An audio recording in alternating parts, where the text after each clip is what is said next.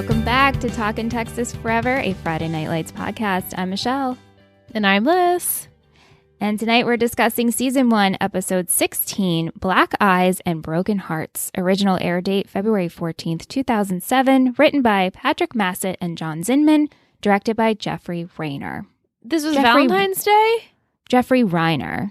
It's Jeffrey Reiner? Yeah. Yeah, it's Valentine's Day. What an episode for Valentine's Day in 2007. Right? Yeah. Yeah. Summary for this episode: with Smash spearheading the protest, the team is in for an upset for their next playoff game. While Coach Taylor deliberates between firing one of the best coaches and succumbing to his players' demands, Julie's friendship with Tyra becomes more and more destructive. I mean, I don't know if it's destructive. Right. I wouldn't classify it as destructive. But there's definitely concerns about this friendship. For sure. Yeah. So the 4 words for this episode that I gave you and Lisa last week were treatment, JV, warrant, and official. And you girls hit it out of the park. We were pretty good. You did so, especially when you heard official, you're like, oh my gosh. This has to be Sailor. They're going to be official. It has to be. It just made sense. Yeah. And Lisa, with the JV, she's like, they're going to grab players from and you agreed with that too. So you did really well. We hit it out. I was going to say we hit a home run, but we got a touchdown. You got a touchdown. There you go. Sports is sports. Sports is sports. Okay. So let's start with treatment. So we open up. Smash is talking to a reporter about the protest and Mac.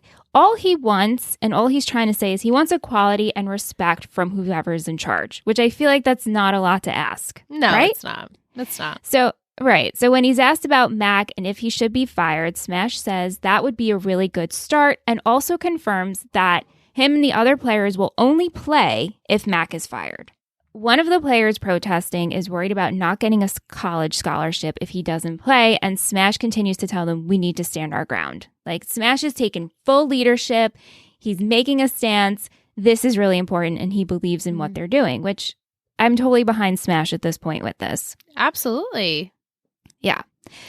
Mac accuses Eric of having a secret meeting. He walks in and sees the rest of the coaches in coach's office, and Eric says it was just a defense meeting and he can talk to whoever and whenever he wants.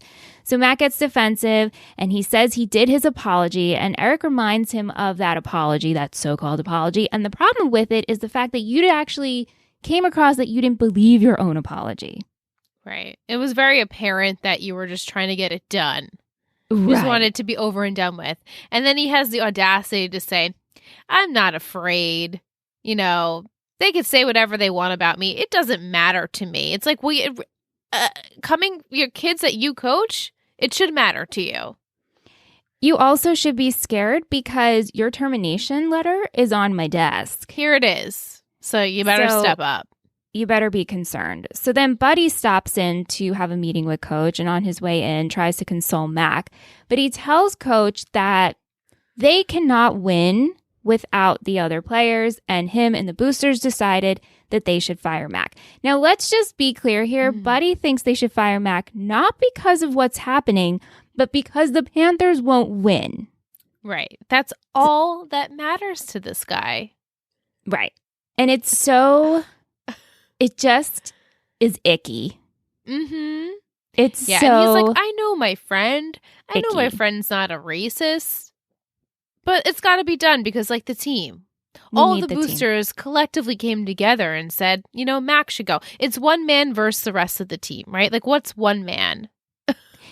Right. And it's one thing if Buddy came in and said, the boosters and I spoke, and what Mac said is fireable. He needs to go. This is not a good representation of how we should treat our boys. But no, he's like, we need to win, so we need them back. Right. So that's why you should fire Mac. He would be a different character if that's what was said, but this is Buddy. True. That's so true. So now Eric is going back and forth with the fact, should he fire Mac? Mac is a friend, so he barges into Tammy with a counseling emergency. She's seeing a student, but he's like, I need you right now. I need unbiased advice, and I need to talk to the guidance counselor. So Tammy is guidance counselor. She says what Mac said as a government employee is a fireable offense. Yeah. Mm-hmm. Yeah. Tammy, the wife, says she knows Eric cares more about the team than Mac. But at the end of the day, it's about you. And if you don't do anything, you're condoning what was said. And that was wrong. I loved this scene. It was so good. It was so very comical. Randy good. and I did chuckle a lot. It was great. Yeah. And I love how Tammy, she's like, no, let's review it. And he's like, oh, he said something about the black. And she's like, no. Say what else was said. We need to actually get the facts out here. Like, right. She doesn't want Eric to like fluff over it. Like, yeah, he said some things. She's like, let's like lay it out on the table. What did he actually say? Because now we can pick apart what he said. And now as a coach, you can hear it. Or as a friend, you could hear it. Like, you know what he said. There's no denying what he has said. Right. It's bad news. So Mac comes to the Taylor's house one night and he explains his upbringing and his father's influence on him. And even though he tried to escape it, those ideals do make it into you, even if you're trying to be a different person. Isn't that the truth? It right? is the truth. Like, I truly believe in my heart of hearts that a lot of times the way you feel about certain things is because of the way you were raised. And when you see examples or when people don't set examples for you, you allow that cycle to continue. And therefore, you have these same ideals that your parents and generations past have. It takes that person to then make the change. But he didn't do that. Well, he's trying. He is. Yeah. Very slowly, he is. Right. And he says when there was a team that got integrated early on when he was younger, his dad was really upset about it. And Eric reminds him that you're the one who actually integrated the football team here at the Panthers in the first place. I want you to remember that. But then Mac also confesses that he can't get over the fact that Eric got the job instead of him. Mm-hmm. So we're breaking down these walls. The defense is coming down, which I do like this scene because we're humanizing Mac. And ultimately, he doesn't want to stand in the way of the team. He loves these kids, and he turns in his resignation letter. I said much respect to that. Yeah. You're not letting the team suffer. You're taking, as Buddy said, like, we're taking the man out of the equation. Like, what's one man compared to the team? So he's thinking, trying to be selfless in that moment in time. Like, I will take myself out and I will resign, even though I'm not going to get my full pension and I'm not going to get my reputation. So he did get a little check. Yeah. But it's going to take me a while. This should make things easier, but at the press conference that is called the next day, Coach says that Mac is actually going to stay on as coach. How did you feel about this? Because I was angry about this. Same. I was angry. I think what I was expecting him to say was, we don't tolerate racism. I apologize. I apologize for the actions of my assistant coach or whoever he is, whatever his title is. And, we've thought about it. And while it kills us, I'm sorry, we had to let him go. Right. I was or he could have said, with that being said, whatever reasoning we decide to keep him. But I feel like Eric should have also apologized. It falls on him too. I agree. Especially since you called this press conference or a press conference was happening. I mean, you walk in, you say one sentence. Oh, we're going to keep him on and that's it. That's it. Right. It just feels like there's no support from him. And for these 16 players that are in protest led by Smash, who's the leader of your team, it falls short. It feels like it falls short. Absolutely. And, when Smash, I know we'll get to it, when they come back, they do have obviously that resentment and anger towards Mac, but I don't see it towards Eric, where I feel like it's a little, while it's placed in the right area, like Mac should definitely have the anger. I feel like I would be like, you know what, coach, how come you didn't stick up for me either, though? Like, you don't have my back. I thought you had my back and you don't. Yeah. It's really dicey. I don't like it. Obviously, like, this is why we're here, right? Like, the creators, the writers, they're like, we need to talk about this issue because it's a real raw issue for the world at basically, for the last a million years or however long it's been. But I felt like I just wanted a little more from this, which, as you teased last week, like, we weren't really going to get like the best solution here because there is no good solution. You don't get a solution in one episode. You don't get a solution overnight. This is an ongoing conversation, right? An action that needs to continue to move forward to make a change. And I hope that it continues. I don't know if we're going to keep talking about it. It doesn't seem like we're going to, No. Mm-hmm. However, since, as we know, the Panthers are down 16 players, so the coaches decide they're going to dip into the JV team, and they have Riggins in charge of them. So he's drilling them hard. There's 3 players that he needs to set an example for. And he is just so frustrated. Like, I think Tim, we saw him last week being the coach of the Powder Puff game. He can be a good coach. Like, he has it in him. But he's also just angry and frustrated and doesn't know how to use his words properly. So he is just riding these boys hard. When we first meet him, I don't know how to navigate my feelings. I don't know how to express my feelings. Then we see a little bit of a shred of hope. We're kind of understanding him, seeing him develop. And now it's like, I'm still that teenager at heart. Like, I don't know how to control how I'm feeling. I don't know how to express it without being just completely angry. And he should be angry, but there's also a bigger picture here of you're not seeing what the real issue is, Tim. The real issue is the racism, not because, oh, this really sucks that my team won't play with me. Why are they not playing with you? That's what you should be focusing on. You should be angry at Mac for starting this whole thing.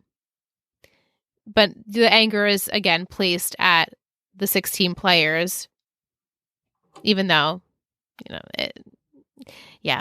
that's Tim now. Tim has Tim has a journey. He has a journey to go on. Tim and Smash, they run into each other in the hallway. Tim admits that they need Smash. You're a leader. I'm not. And Smash responds with, didn't you hear what Max said? You're white. You are a leader. Yeah, you got it. What are you talking about? Mm-hmm. Yeah. Okay, so let's move on to Warrant. So even though Smash hasn't been to practices, he's still working out, and he's going to be ready at any moment's notice. So he talks to Waverly while working out. Corinna overhears this conversation. And Waverly and Smash discuss what's happening. And Smash says, I'm a leader, and I'm very torn at this point because you have the Panthers who are mad at me because I won't play. You have the people I'm in protest with who looking at me for every step of guidance, and I'm not sure which way to go. And she says, don't worry, Mac's going to get fired. Don't even worry about it because the Panthers, they need you to play. Mm-hmm. So later that evening, Corinna comes in to talk to Smash after we hear that Mac is staying on as coach, and she says, all of this is over.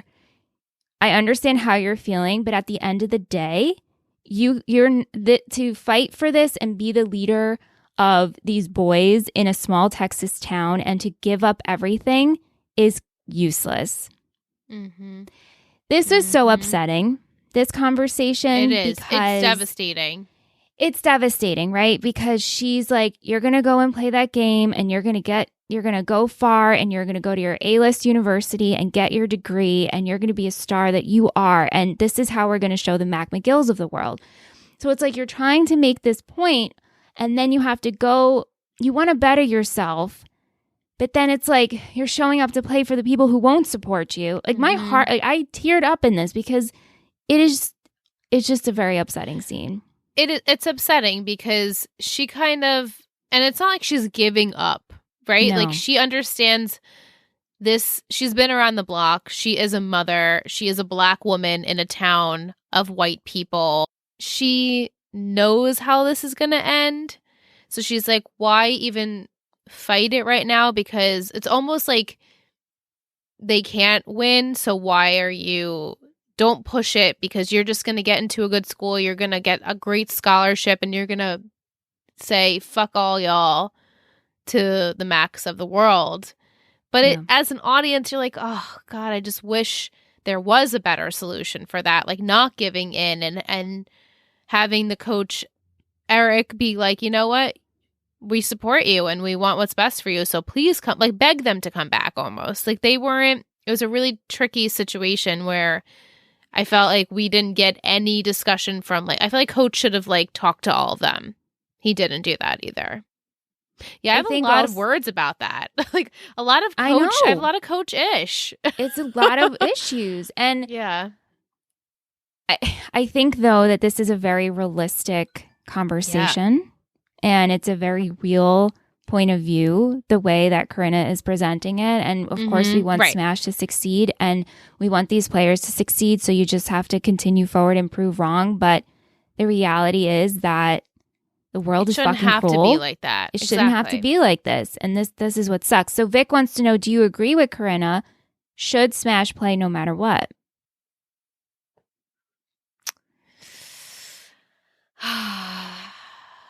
I mean, like, I feel like I can't speak from, like, my white privilege. I can't either. This is not something I can speak on because we have a different... We wouldn't understand what it's like to be in her shoes and to have a son who has a passion for something and it's basically, it's made it impossible for him to perform and enjoy it. So while I would want my kid to not do something if he felt like it was a chore and that he felt like it wasn't right, like, I'm so torn because I agree with her and I also agree with Smash. Like, Smash is like, well, this is wrong. So I feel like I am not the right person to answer that question. Right. Agreed. The next day, we see the team boarding the school bus as they're ready to go play the game. Smash and the 15 other players show up and they are ready to play. Mac tries to talk to Smash and Smash says, listen, I'm here, but that doesn't change a thing. I know who you are. And they make their way to take on Dunstan Valley. So we have the game going. This team, these fucking Cardinals, are contentious and they're vicious and fights are breaking out. The ref is not calling out the issues, which is so infuriating watching this. I didn't expect this. Now I'm like, oh, we're going even further. Yes. It, like, continues. Yeah, you know, this really broke me. It's so much larger than just tension between football teams. The racism part is in there as well. Yeah. And so, the fact that because now these black players are back on the field, right? Now we're going to call it where it's not in their favor. Right. I mean, ultimately... After 3 quarters, Dylan does win because to official rules, if you play 3 quarters, because Smash got 2 touchdowns, right, and you're in the lead, then we call it, and whoever is leading does win. However, coach is not happy with this performance because fights broke out, and this is not how we do things. So he tells them, "We're going to get back on that bus. Do not change. Just keep your heads down, and let's just leave in peace." Right, but the crowd is scary, booing. Throwing food, like, just disgusting, like a disgusting representation. I would be so ashamed if I was the coach. If that was my if I was the coach, if I, like, lived in that town, I would feel so ashamed. Like, wow, that's really what you're gonna, like, that's so obnoxious. And I know, as we know, football is everything to these towns that have these really good teams. I mean, like, this Dunstan Valley, they must have a very competitive team in this league. And so they are just as passionate about football as the Dillon crew and town is. So if the roles were reversed and Dillon was doing this, like, I don't know, could you picture, like, the town of Dillon doing this at this team? Like, the opposite team? No. I want to say no. I want to say no, right? Maybe. But also I don't maybe. know. And it's just, I will say, like, even though these were vicious fights and everything, I do like the fact that Riggins was like right there to take down players. Right. That actually gave me a shred of hope in this child. He was like, don't fight, don't mess with my brother. Okay. Right. And I'm going to step in where I need to. And he jumped right in and made his presence known. Like, I'm not going to tolerate it, which I appreciated. I wish we like verbally said something like, I got your back, bro. But Tim's not there yet. I understand. We're not going to get there for, I'm sure, a long time with him. But I was happy to see at least some sort of stance in him. Lisa wants to know, do you think it will keep getting worse or have the Panthers turned a corner? What punishment does Eric have in store for the team? Punishment. Well, you're not giving me much hope that we will continue having discussions about racism and how this has affected the team for inevitably, because honestly, it's in a modern day world, this would have affected this team drastically. But because it's a television show and because of the time and the story, what we need for this progression of characters or whatever, I don't think we're going to go there again. Ever. I don't know. I mean, we have 5 seasons, 6 seasons? Like, I don't think we're going to do it again because it's a lot. And I don't know what the punishment is going to be. I don't think he's going to punish the 16 that decided not to play. I would hope not. But also everyone was in the fight, right? It was both teams. Mostly everyone jumped in. I really don't know what coaches do to punish these kids. I really don't. It's like they've been through so much. I don't know what we could do. What could we do? You know, and the other thing is, if you're in a team, right, and someone starts punching one of your teammates, like, you're probably going to go and fight. Hell Right? yeah. Like, you're going to stick, like, you are a team and you hope you're going to stick together. Like, like, I can pick on my brother. It happens all the time. But you can't, right? It's like the same thing. Like, I'll talk shit about my sister, but if you talk shit about my sister, I'll gut you. Exactly. You better watch your ass, you know? Bad example. It's high school. You know. This is high school. And while them being children shouldn't change how we feel about, you know, fighting people and having differences and like not using your words and using your fists, but it's high school football. Kids fight, right? Kids fought every day in high school for us. In the halls, people were getting their hair pulled out. I was like getting slammed into corners and running. But like, I know. Totally. And like, we came definitely from a high school on the lower socioeconomic status. And it happened a lot more frequently than I am sure like a high school down the block did. But it's just like, I don't know. It's just what kids do. They have hormones, and this is how they get their frustration and their anger out, is they punch each other. I don't know. Am I being lighthearted about it? I guess so. It's hard for me because I'm like, they're kids. But I don't know also, about that. It's a huge issue. The issue is very prominent of the racism issue is the problem. And that's why it kind of started in the first place, because these white son of a bitch team started it all because they were the ones mouthing off. Right. Yeah. And I think also it just has to do with, it's not like we're saying making light of fighting. No. In just an everyday sense. It's like they're on the football team. They're already heated. You continually, these refs are they're not calling out things that should be like called out. You just expect it. Yeah. Like, I don't know. But also, the example is not good.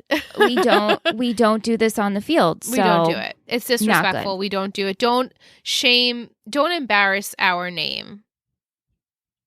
And they did do that. So I don't know what coach has in store for them. I don't know if it's like doing suicides or what he did with Smash, like come in early and do my laundry, or like I really don't know. Like, they all get the cold shoulder. I really don't know what a coach would do. I've never been put in that situation where I was punished like that. So the team, they get on the bus. They're on their way home. Everybody's falling asleep, which I loved seeing because you can tell how tired and exhausted everyone is. Yeah. Then the bus gets pulled over. We hear sirens. And these cops followed the bus.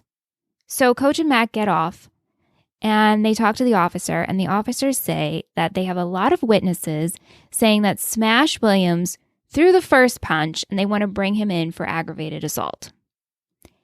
Again, it's high school I'm sorry, football. what? This is not like they took someone in the corner on the street. Well, regardless of that, he did not throw. Didn't happen. It also didn't happen. It didn't happen. He did not throw any punch. And so Mac tells the cop, unless you have a warrant, you're not getting on this bus. And he says, the cop says, well, we'll get a warrant. And Mac says, well, we have all night, so you go and do it. And then the cops take a minute and they decide, you know what? This isn't worth my time. We'll get you next year, coach. Which you son of a bitch. That, just to add that one last dig in. Right. You motherfucker. So once they get back to Dylan and they're getting off the bus, Smash asks Mac what happened. And Mac says they made a mistake just like I did. Smash doesn't respond, but he realizes what Mac did. So, like, yes, Mac did protect the team. And he can say he made a mistake, but the cops did not make a mistake. Oh, absolutely not. Racism they deliberately was very real, yet again. Exactly. Yeah. And while, yeah, I should be, like, proud of you, Mac, for standing up, did it really do anything? Did you really solve anything by doing that? Did it make you look better? Yeah, I guess it made you look better, but not in my eyes, you know?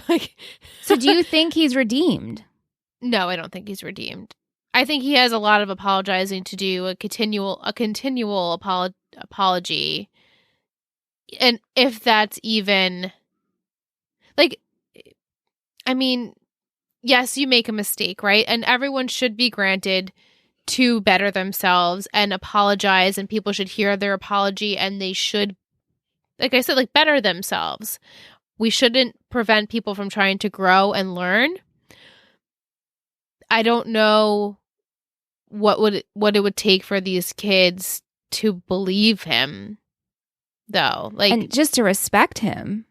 Right. And like he has shown that he said this really bad thing and then didn't feel the need to apologize about it. And it was only until he really had to and his job was at jeopardy where he felt like, okay, I guess I have to step up a little bit. And now it was just like a very like lazy, like a lackadaisy, I'll do that and it will be at my, it's a start, but it's nothing. I don't think it's anything. Like, yeah. Like Eric could have said the same thing. You know, like, okay, so go get a warrant. You know? Will says, I know this was a very consequential scene when Mac defended Smash, but what's more of a turn is for an NBC primetime drama to slightly imply that these cops might inflict violence on Smash before they get to the station is dark. Was I the only one who felt these cops might take it to another level? The charge was bogus, and it indicates that they could be working outside the law to inflict some effed up idea of racist justice on a young black man. Absolutely. It could have absolutely went that way. And if we were like on another show and we had more time and they did follow through, I could absolutely see that happening. Yep. Which is awful, devastating. I mean, without question. And so their ending of like, we'll get you next year, coach. It's like, you could just tell that these are crooked cops. Mm-hmm. Yes. So. Very much so. The lighter part of this episode, Matt is trying to mend things with Julie. So Landry recommends making her a mixed CD. Tyra calls him out on it, and Landry quickly changes his mind and says, yeah, no, that was a totally bad idea. So stupid. And she recommends using some money. So they go shopping for jewelry, and with his Alamo Freeze $50, he purchases a birthstone necklace. So Vic wants to know, would you have preferred a mixed CD or a necklace, not as an apology, just as a gift? A mixed CD. Same. That was my life. Same. And that's how we talk to each other in middle school, junior high, high school. Like, that's how you express. Like, my first boyfriend, like, you gave me a 20 song tracked, like, CD of all the songs that, like, you love and I love and reminds me of you and you remind, like, that's the best shit. That's, like, what you want to hear. It's almost like you're writing it down, like, for someone. I'm Michelle, help. Michelle dropped me on her computer. I'm not big into jewelry as a person anyway, so I would have been like, oh wow, that's such a nice gesture, but I would have way rather this CD. Oh, for sure. I'm the same way. I mean, mixed CDs were the best thing we grew up in the era of that. Is the best. Is such a good. And then to even top it off, you get the mixed CD and you had Sharpies, so then you can design the top of it. You write all over it. Yeah. And Ant, when I first started dating Ant, he would make me love compilations and he would make CD covers. And that was just, and I think I had 4 compilations, like the love compilations. So good. And sweet. Like that was romantic. Just the best. It is romantic. It was so good. And then the guy I had a crush on, he made me one, and I just got the best music from him. Like, it was just, that's how you showed, like, true, you take care and thought. Yeah. So good. It's a very strategic thing. You're like, I took the time to pick out these tracks, design it for you, burn it all. You know, like, you had to sit there and burn it, and maybe you didn't get the right version of it. Like, and maybe your computer got a virus, but it was worth it all at the end of the day because you got what is in this person's heart in music form, which is like, music is so expressive in so many ways, and it's so important. I mean, obviously to me, but I know it's important to a lot of people. Like, when you hear lyrics of a song or you just hear a beat of a song, like, it changes you. It changes your feeling. So for someone who you like or love or you have a crush on and they do that for you, it's so romantic. I love it. I wish Randy would do it for me, like, tomorrow. I know. I wish this was still a thing. Can you even buy? My computer doesn't even have a CD player, so you could just make a playlist. You could just make a playlist, a Spotify, and share it. Yeah. Tammy and Eric aren't happy with Julie's new friendship with Tyra because she's rebelling and continues to hang out with her anyway. So Kim wants to know, Kim says, although I didn't like the stealing scenes a few episodes back, I don't think Tyra is a bad kid. Do you think she has a bad influence on Julie? I wouldn't say it's a bad influence. I think they're just two different people and both need a friend, a true friend that loves them no matter what, like an unconditional friendship. Like, yeah, we're not from the same sides of the tracks, but I love you for who you are and you love me. And I can see that with them. My camera she keeps making me fall tonight. over. Stupid camera keeps falling. I don't think it's a bad influence. I just think it's a different influence. And obviously her parents are not used to Julie acting in some type of way. And they have perceived notions of who Tyra is. So they're, titling it as a bad influence. But I just think it's high school. You find friends when you're like, your soul needs that person. You're like, I need a friend right now. You're that type of friend I need. You're getting me out of my comfort zone. You're showing me what I deserve and who I'm, like, what I'm worth. Like, don't pick up after 5 calls. You wait till the 5th call. Then you'll really show him that you're worth it. Like, your self-worth. And I feel like that is important. But I understand as a parent, that's hard. Yeah. Vic wants to know, do you think if you hang out with someone who gets in trouble, they'll be a bad influence on you? Or could you be a good influence on them? That's what I'm hoping for in the long run for this relationship, is that Julie's going to say, you know what, Tyra, we actually don't have to do that. We can just relax and hang out and paint each other's nails or do whatever we do and just enjoy each other's company. But I don't know if we're going to get that, at least right now. But I would like to see it. They decide they're going to go to the movies, but beforehand they have to stop at the landing strip to get money from Mindy that apparently she owes Tyra this. So Julie has been ignoring Matt's calls. She finally answers, And Matt wants to talk to her so badly. So him and Landry get to the landing strip, and he's trying to talk to her and also give her the gift. Right. Which to me, this felt so, even though like we haven't gone to a strip club when we were teenagers, but I've been there where you're like, the guy who you're talking to or maybe in a fight with or a person needs to talk to you right then and there, and they'll just show up wherever you are. Like this has happened multiple times, whether you're like at the mall, the bowling alley, your friend's house, and they show up in your driveway. Like this felt very relatable. Yeah, I mean, they could totally have taken their conversation outside. Right. It was loud in there. They were getting distracted. And then, of course, as we know, the cops come and be like, kids, you're not allowed to be in here. Right. So Landry, while he leaves them to have their conversation, he asks for singles. He goes out to watch the dancers, and he gets caught by an undercover cop. So him and Matt and Julie and Tyra, they all get arrested. Everyone gets bailed out, but Julie. Her parents are making her squirm just a bit. And when they get home, they would. Yeah, of course. But when they get home, they have a big discussion, and Tammy is essentially playing bad cop. Tammy, while I understand everything she's saying, because now it's like her daughter's been sassy. She ends up arrested, right? It doesn't look good. I didn't like the way she was speaking about strippers. No. You know, like these women work hard and right. They deserve a little bit more respect. But I can understand this is a change in the way your daughter's acting. So you're concerned. Right. That's what she wasn't expecting. She's like, wait, who is this person? I didn't raise you like this. And you're talking back to me and saying, whatever, mom, whatever. And Tammy's like, who the hell are you?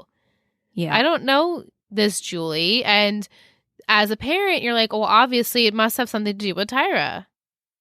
Because that's the only change. The only change besides Matt. I mean, Matt's like a fairly new relationship in her life, but now that she was, you know, when you're in a fight or when you're breaking up with someone, you cling on to a friend that you can count on. And Tyra has been there for Julie. And I feel like that's just, it's a very realistic thing. Like, especially even like the teen dramas that we've watched, you know, whoever breaks up with someone, the next day they're hanging out with someone they maybe haven't hung out with before, and they're getting into a little trouble because like they're hurting and they need to just explore something different for the time being. So while I understand Tammy, because it's like, who is this person? She's not my daughter. She was definitely very hard on the situation. And not hearing Julie, I feel like Julie was trying to kind of explain, like, we were there not for like to like, you know, see the strippers perform. We were there to get money and leave, but it ended up spiraling into a situation. Like, you're not hearing why I was there. You're just hearing that I was at a strip club. And you're not giving the idea that maybe your daughter will be a good influence on this quote unquote bad influence friendship. Mm-hmm. Right. So fast forward. She wasn't talking like at a level headed because she's so fired up as a parent. And I feel like if they would have just had like a conversation where they both like, where Tammy wasn't yelling and she was like, let me hear why you like Tyra, then it would have been a different situation. But she was too heated to do that at the moment. Please go ahead. So fast forward to when the boys and the team get back from the game. Julie finds Matt and she tells him how worried she was during all the fights. And Matt says, you don't need to be worried. I just stand there and yell things. It's all good. That made me laugh. Yeah. So he ends up giving her the present and she loves it and then asks her to officially be his girlfriend. So Will wants to know, are Matt and Julie one true pair? Where is this relationship going? Oh, it's so hard to predict that. I think Sailor is maybe the OTP of the show besides Coach and Tammy. I think it might be Sailor. Okay, I like that. I like it, though. I can't wait until we see for sure, but I can wait. They are super cute. They really just are adorable. Very realistic couple for high school. Yeah. I feel like on the other shows we've watched, theirs feels the most realistic to what like I saw or what I experienced. And like, it feels very real. And they're taking it very slowly, which I appreciate. Yes. Yeah, it's not so sex driven. No, I mean, not at all as of yet. Not yet. So, yeah. Let's talk about Jason for a hot sec. He was in it for just a little bit. For a hot sec, yeah. Yeah. He talks to Tammy about quad rugby and that he's going to training camp. He's putting all of his eggs in the quad rugby basket and says, if I don't get back in time for finals, it's all good. I'll just take my GED. And it's totally fine. So then Lila helps him pack. He takes off with Herc. So Jess wants to know, do you think Street will make the quad rugby team? If he does, what will that mean for him and Lila? He's totally going to make it. He's the star athlete. What that means for him and Lila? I think she's going to realize, hey, we're not on the same path, and that's okay. Mm-hmm. And as two hopefully becoming adult people, we're going to realize that while we love each other, we want the best for each other. Maybe our paths are going in different directions. Maybe one day they'll cross again. Maybe they won't, and that's okay. I mean, we got that whole like marriage proposal out of the way. We know that's not going to be happening. So I feel like how do you come back from that? Right? Are they engaged? You know, are they technically engaged? Yeah, I guess. I don't know. I feel like once that happens and the wedding like doesn't happen, then it's pretty much like the ultimate, like it ruins the relationship. Like we were engaged and then nothing happened from that. So it's like, how do you come back to like where it all began and like start fresh? I don't know. I don't see it. I don't know what will be, but I have a very gut instinct that Jason will make the team and he'll be great and he's going to be the number one quad rugby player in the state or whatever. Yeah, we shall see where he ends up. Music in this episode, we had Priestess, Seven Stitches, Bittersweet, and Gustavo Santola.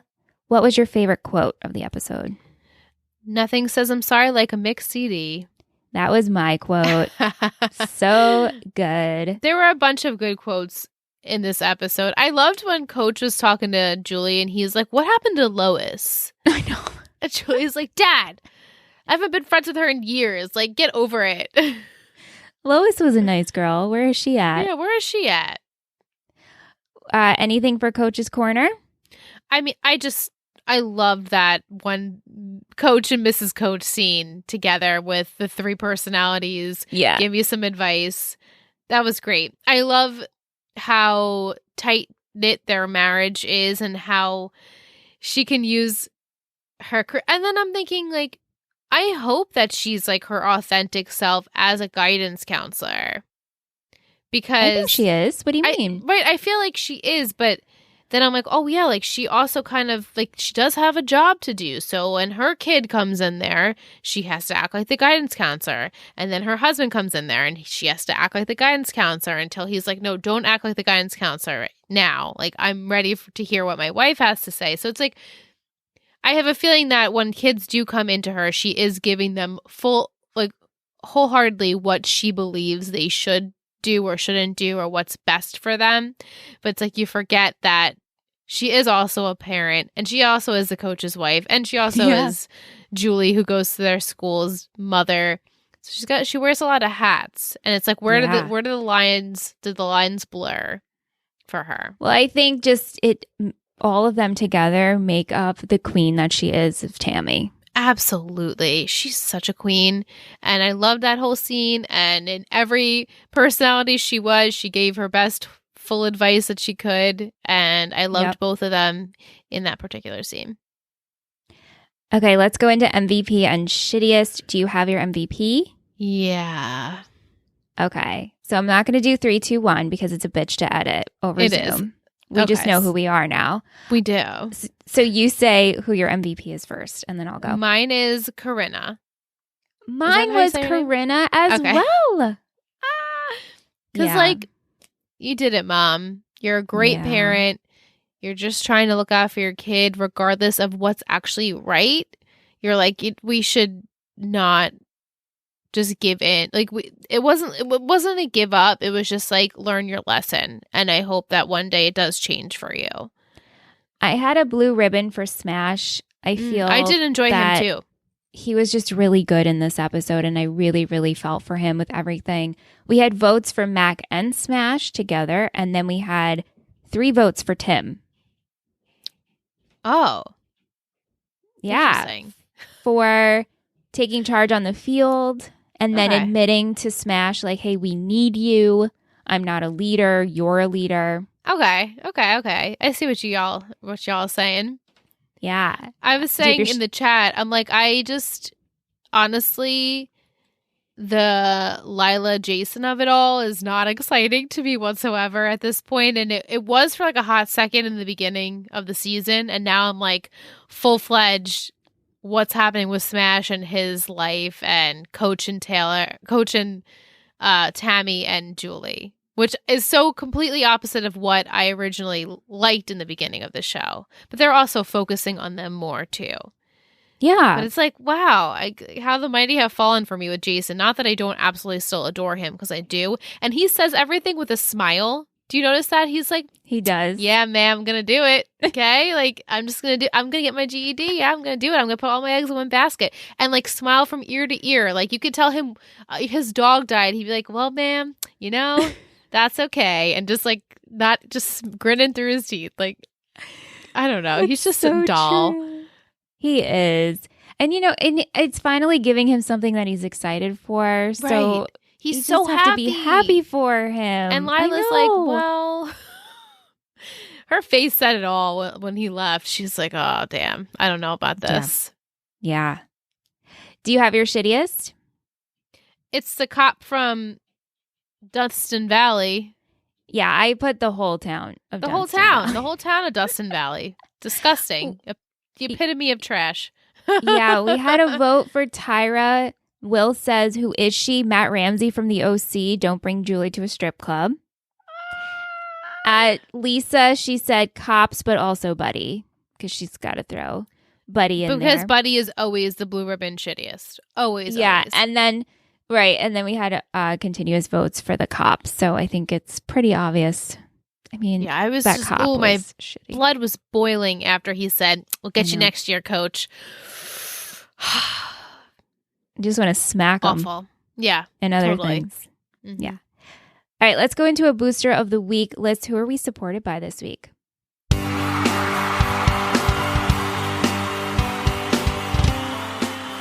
Booster of the week. You're a total booster.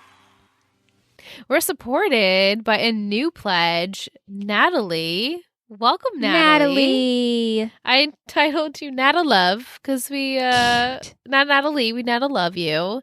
And we're so happy you're here. Please reach out and tell us what made you want to join the network, what shows you like, where are you from, what are you about. We love getting to know each and every patron. And we just wanted to say thank you and welcome to the network. And don't worry, our little fam is going to be super sweet like sugar to you, and they're going to love you just as much as we do. Yay, Nata Love. Nata Love. So stinking cute. Thank you so much for being here. Yeah. Okay, Liz, I'm going to give you the title for next week, the look into next game's playbook. Cannot wait to hear your predictions for this episode. Are you ready? Yeah. Okay, this is for season 1, episode 17, which, what? 17. We've been doing this for 17 episodes. 17 weeks. And, you know, I say this every episode, I feel, but like, I absolutely am so happy we're doing this podcast because I really love this TV show. Like, it's a great show. Fucking love this show, and I forgot how much I love it. And every week, I'm just like, I love these people. I just love these people. I know, I'm very same. invested. Reinvested in them. I feel like very quickly, right off the bat, I know them. I love them all for every single person for who they are, besides Buddy. Lila also, we'll get there. But I've never felt this way about a TV show so quickly, especially the ones that we podcasted about like for instance, I mean, Gossip Girl, we still don't have like OTP, like loves of our life characters on that show. And it took me a while with the OC to like truly have a favorite. And One Tree Hill, it took us a long time to really get used to those characters. And now I feel like with this show, I'm instantly in love with all of them. I love all of them. So true. So, all right. It's really true. Yeah, this show really, you love them so much quickly. Like, it's true with One Tree Hill. It really took me a while to really like love those people. Yeah, same. Now I love them. Now I love them. Adore each and every one of them the same way I do. But yeah, it was just hard. It's just hard in the really beginning with some of the teen dramas. This one just, I guess because it feels more real. The characters feel real. The situations are real. There's none of that like soap opera-y, just dramatic to be dramatic type of stuff in there. Or fluff stuff too. Like we're not going and having an auction where like the egg is getting thrown up in the air. You know what I'm saying? Ugh. So bad. I know. So bad. Okay. Let's get 17. back on track. Yes. 17. The title is I Think We Should Have Sex. Oh, here we go. The 4 words are protection. Oh, God. Camera. Oh, God. Wildcat. Peace. What? Protection, camera, wildcat, and peak? Peace.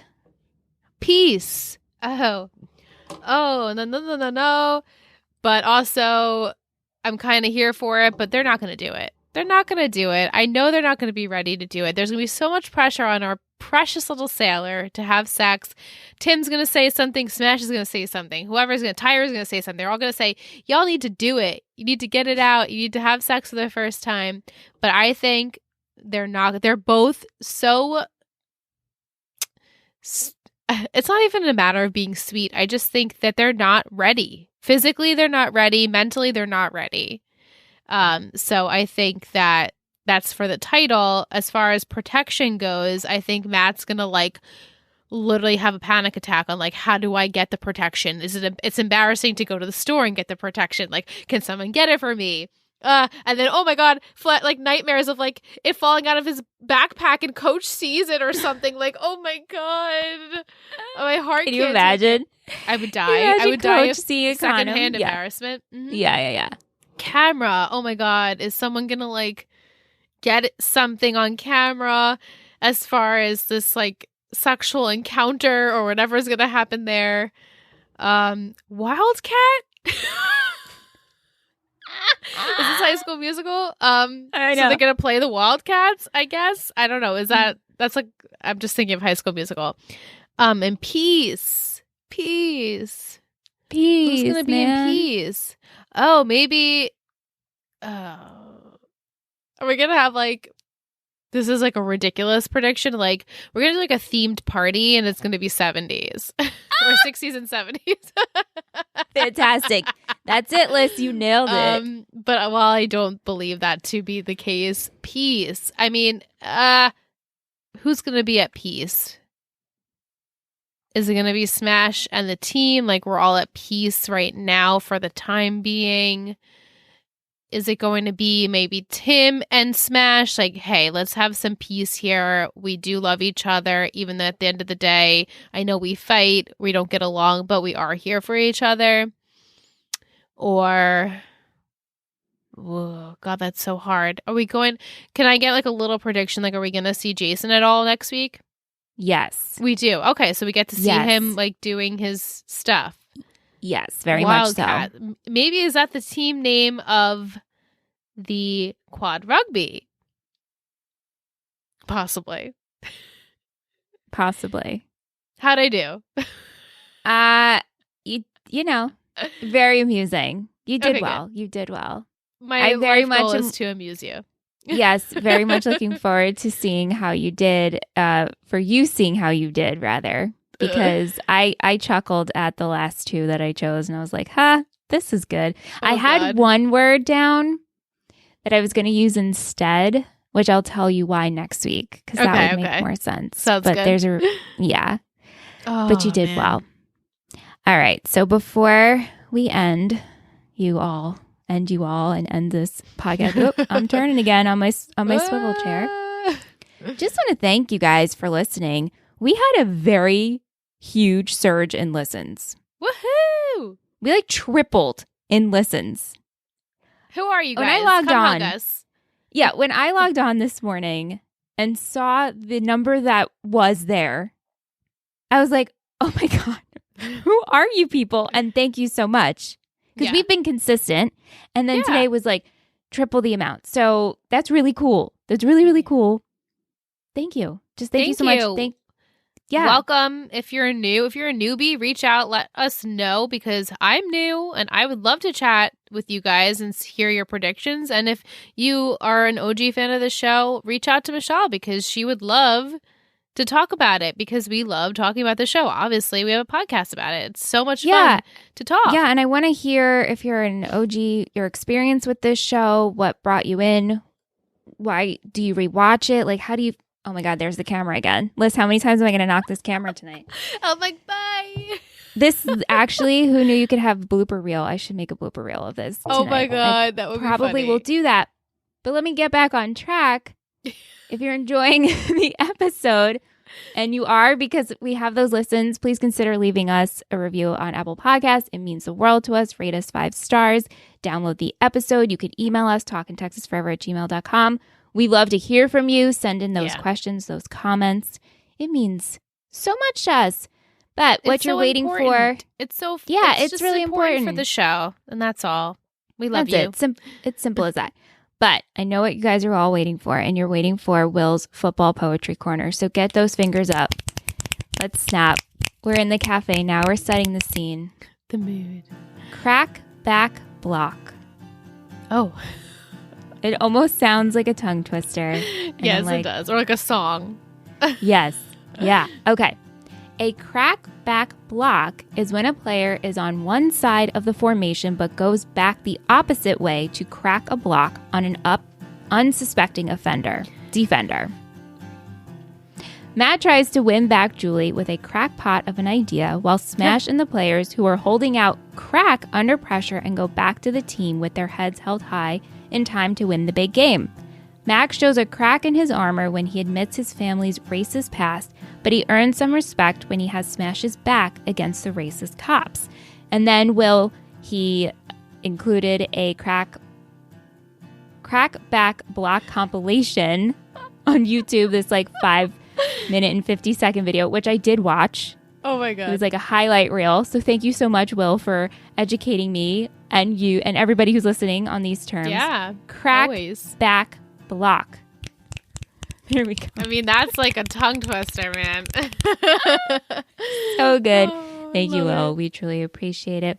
Thank you, everyone, for listening this week. We'll be back next week with episode 17. I think we should have sex. Oh, no. Oh, I'm not ready for my babies. No, babies. No, babies. Mm-mm. Thank you so much for listening to Talking Texas Forever, a Friday Night Lights podcast. You can email us at talkingtexasforever@gmail.com. If you're interested in seeing what we do with this show and all of our others, head over to Instagram at Total Betty Podcast Network. This has been a Total Betty podcast, produced and edited by Michelle Rubenstein and Alyssa Tenio, music by Anthony Vicora.